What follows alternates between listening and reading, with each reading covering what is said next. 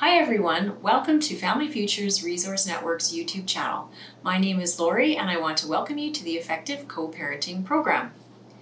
As you navigate this new period of your life, there are some basic things that you can do and avoid doing which will pave the way for smooth functioning of your family.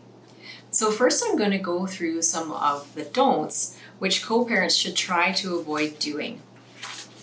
So for example, it's really important not to talk negatively with anger about your co-parent. If you can't talk positively, try to limit what you say. It's all right to acknowledge your disagreement with your co-parent, as long as your child knows that they can think or feel differently. It's important not to make your child a messenger between you and your co-parent. Don't ask your child to play spy games about the other household. As well, don't turn your child into adult confidants. Try to keep boundaries between parent and child roles so your child and your children know not to take care of the parents. Don't forget not to neglect your own needs. Ensure you have support for yourself in a variety of ways. Self-care will definitely help not only you, but your children as well. Don't deny permission and opportunities for your children to be attached and to maintain relationships with both parents and with both families. It's important to their well-being and for their growth and their development. So those are a few don'ts when we're moving forward with the co-parenting relationship, but let's shift our focus now to talking about some things that you can do in order to help your child through separation and divorce. It's really important that you reassure your child often that the separation and divorce is not their fault.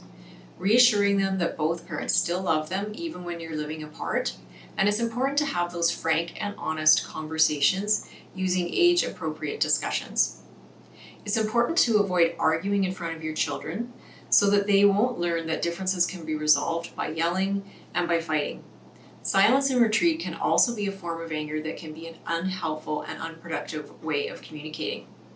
Strive for a low conflict separation and divorce. It's good to think of your ex as your new business partner. This might help you as you move forward to having smoother communication. Try to keep the emotionality out and stick to the facts and the logistics as both parties would agree to. It's important to make special time and efforts to maintain that relationship with each individual child. And assuring your child that it's all right to love each parent and not to put your child into a position of divided loyalties or choosing sides. It's also important to pay attention to the variety of loss and grief reactions of both adults and children. So for example, if your children are experiencing sadness or anxiety, fear, anger, or feeling physically unwell. And you can refer back to week 1 of this program on our YouTube channel if you'd like to learn more about the loss and grief cycle when moving through the separation and divorce process. As well, help your child not to feel shame or blame about the divorce. A divorced home does not make you, your family, or each other failures. It's also important to let your child's teachers know about the separation and divorce so that they can be aware of your child's feelings, of what they might be going through, so that there might be some more understanding there of issues or behaviors that could arise, and they'll know more how to deal with that. As well, making as few changes as possible in your child's life and in their routines. So try to strive for consistency and for predictability, and encouraging your child to resume their normal activities and lifestyle as much as possible.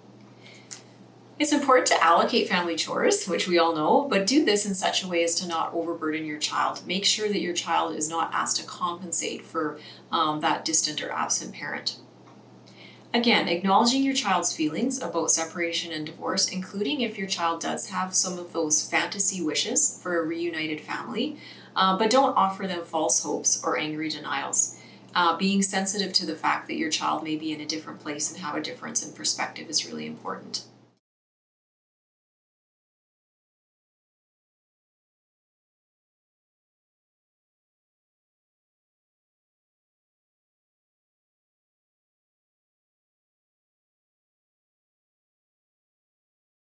Transitioning between two households can be very, very difficult for some children, and each parent may help to manage and challenge this with sensitivity and with organization and support. And a great idea for helping to do this is to create what we call a parenting plan to help with this. So a parenting plan is essentially a working document that helps provide a framework for adults and for children to manage the separation or divorce. So it's really a detailed plan that can be reviewed regularly to help you address your family's changing needs, especially as your children may have just specific details in terms of organization of routines to do with school and activities when they're moving between both households. So you might find that to be helpful as well. All right, so I'm going to move on now to talking about how to effectively problem solve. One thing is for sure is that you and your co-parents will have numerous issues that arise, and we will be able to need to solve problems in a courteous and a timely fashion. So when issues arise, it's important to ask yourself first a series of questions in order that you might be able to define the problem better. So for example, you might ask yourself, who owns this problem? How often does the problem occur? Is this worth your time and energy investing to make the change in order to solve this issue? Who brought up the issue? Who is responsible for implementing a solution? And is the issue rooted historically with your co-parent? So those are some questions that you can ask yourself as these issues arise. If you've decided to discuss the issue with your co-parent, then it's also important to figure out what your goal is going into the discussion. Is it to gain or to give information? To work towards possibly achieving a solution? Is it to model effective problem solving for your child? Or is it to improve your quality of life? So once you've decided what your goal is, you can then move forward and implement a solution. So one way that you can do this, an effective way, is with the use of I statements.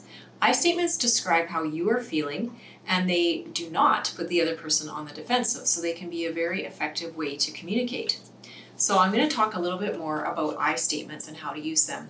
So I statements are very important. Choosing the right words steering an argument or a discussion can be the difference between resolving your issues or possibly making them worse, which you definitely don't want to do. So even when you have the best intentions, what you say can escalate an argument into a full-blown fight, which can really damage your relationship. One of the common mistakes we make in relationships is with our language is with the use of you statements instead of using statements that are framed as I feel statements. So what is a you statement? A you statement are phrases that begin with the pronoun you and imply to the listener that they are responsible for doing something, and typically it's something that they've done wrong. They show that no ownership of emotions, but rather they blame, accuse, or assume the receiver. This type of statement is more likely to make the other person feel quite defensive and resentful, and he or she will be less likely to want to make peace. But using I statements, on the other hand, force us to take responsibility for what we are thinking and feeling, and really prevents us from blaming the other person. When using I statements, we can still be assertive, but we find a less hostile, more compassionate way to communicate. So our tone of voice as well, which is our vocal inflection, our volume, and our pitch, are also all important pieces to the communication puzzle, which we often forget. I statements can help prevent those kinds of miscommunication that can happen when one person takes that accusatory tone of voice. So do remember also to listen to understand rather than listen to respond, and this can help you as you move forward with your co-parent in a more business-like way. I statements have been shown to reduce hostility and defensiveness that you statements can do by provoking anger, and these all can result into better communication. So, talking more then back about our problem-solving model, so keeping all of this in mind in terms of using I statements rather than you statements, try then implementing the following formula the next time you have an issue or a problem arise with your co-parent. So try implementing the following formula. So number 1, describe what happens. So when this happens, and then describe factually what it is that you're finding is happening. The second step is to say, I feel, which is, again, this is your I statement. So I feel, and then describe how it is that you're feeling. And then the third thing that you would want to say is because. So explain to the other person why it is that you feel this way. And then the fourth part of it is, I would like you to, and then you can fill in the rest of that sentence. So an example of this would be when you pick up our child late, I feel frustrated because you are letting me down, you're letting our child down, and I would like you to start arriving on time. So that hopefully you will find that to be an important part of your problem solving as you move forward with your co-parent. So I mentioned in last week's episode that being a parent is hard work, and in fact, many say the hardest job in the world.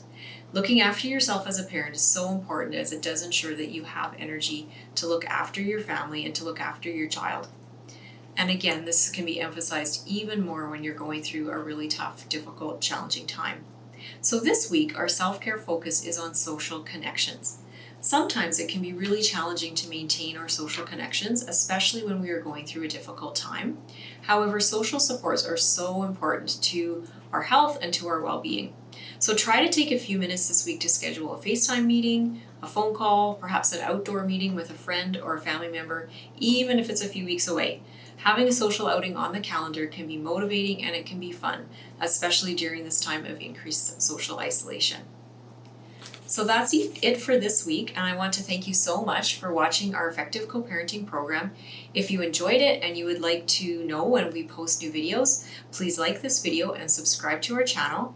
And if you're interested in attending our 6-week Effective Co-Parenting program, please continue to check our programming schedule at www.familyfutures.ca. So thanks so much again, and have a great day and stay safe.